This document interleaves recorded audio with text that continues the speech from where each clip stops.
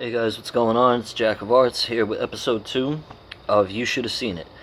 Today I'm going to be talking about a movie that's more of like a crime thriller. I'm going to step away from horror for an episode. For those of you, I've had a few people ask, we're definitely going to come back to horror. I just don't want to make the whole show strictly about horror movies as much as I would love to. I want to try and pull in as many people as I can, so since I watch a little bit of everything, I'm going to talk about a little bit of everything. Like I said, today is going to be about a crime thriller. This movie is called Suicide Kings.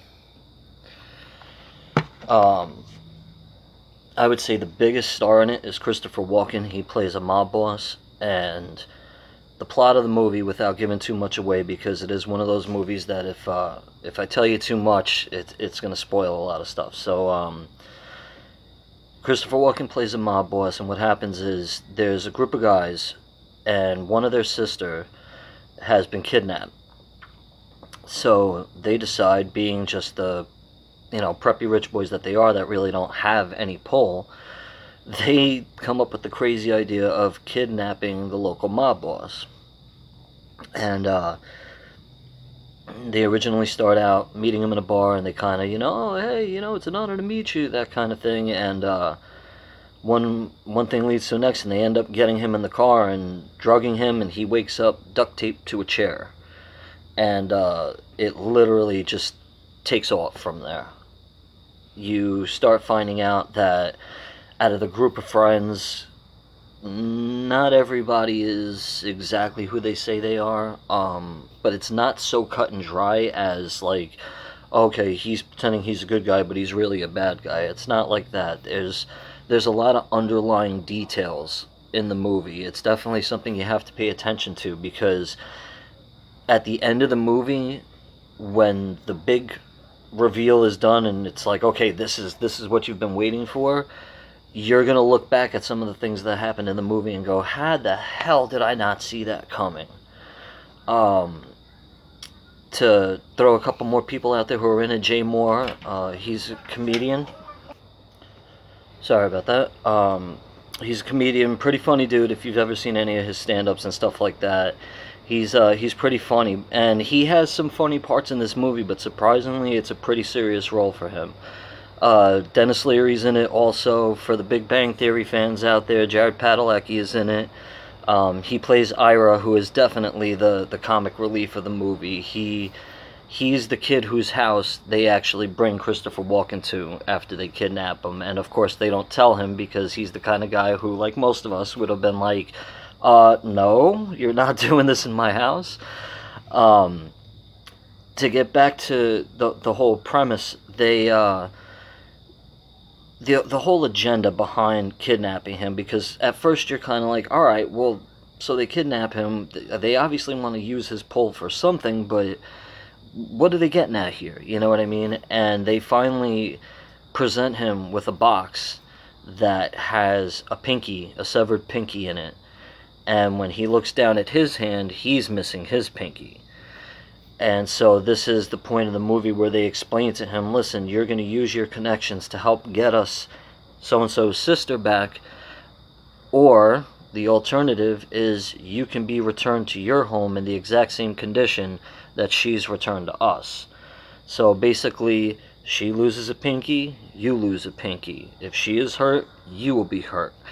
And so it puts Christopher Walken in a position of, like, obviously he would love to just stand up and fucking kill every single one of them, but also doesn't want to lose any body parts in the process. So, the movie takes a lot of lefts and rights. Again, it's kind of hard to really get too much into it without saying something that, you guys are going to end up watching it and going, this son of a bitch shouldn't have told us that, so...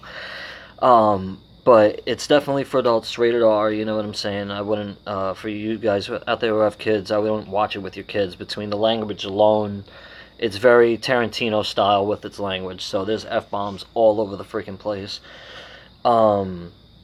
Definitely not big on action, but again, if you are a person who likes crime thrillers and mob style movies where, yeah, there's violence, but that's not the backbone of the movie, that's not what it's built on, then you will definitely appreciate this movie. It has a hell of an ending. the ride on the way there is really good, and there's certain times where the movie will take a pause to either show you a flashback or something along those lines, and it's not such a blatant in your face like, okay, they're showing us this for a reason. At first you will be sitting there like, why are we getting this flashback that's going like way before any of this could have ever even been an issue? So it's a little confusing at first, but then halfway through that scene you start to realize, oh, okay, so the information we're getting here makes sense for what just happened before we had the flashback, so Christopher Walken is typical Christopher Walken. I mean, if you're a fan of him, you already know the guy's amazing. You know what I mean? He can be funny, he can be intimidating, he can be just about anything he wants to be. So, like I said, the title of the show says it all. This is something you definitely should have seen it, and if you haven't, either go online and watch it, rent it, buy it. I can promise you could probably find this movie for about $10 or less now on DVD. I'm guessing maybe 15 on Blu-ray. It came out in the 90s, so I mean, it's an old flick. I don't really see it being too expensive. But honest opinion, out of 5 stars, I would give this definitely 4. I can't say it's the perfect movie, but it was thoroughly entertaining. And for anybody who's a fan of the mob genre, the crime thriller genre, it's not quite as dark as something like Seven. It's not, a morbidly dark crime thriller, but it definitely isn't something that's, whereas Goodfellas really showed you the dark side of the mob, but also showed you how good life really was for some of them, this movie doesn't really have that. It kind of stays in the middle between, being not too dark, but also they don't sugarcoat a damn thing either. I want to do one quick shout out to, I feel like an amateur here because I can't remember his name right now, but the guy who plays Ray Romano's brother on Everybody Who Loves Raymond plays a hitman in this movie, and he has a very small role, but it's one of those roles where if he wasn't in the movie would have lacked his presence. He's not a major character. He's really just slightly involved in the movie. I would say from start to finish, he's probably in it for maybe 5 minutes. But very funny, and I'm really not normally a fan of his, but he's very funny dude in this movie. So, again, if you guys are all fans of that kind of stuff, I can't encourage you enough to go watch Suicide Kings, alright? See you guys on episode 3.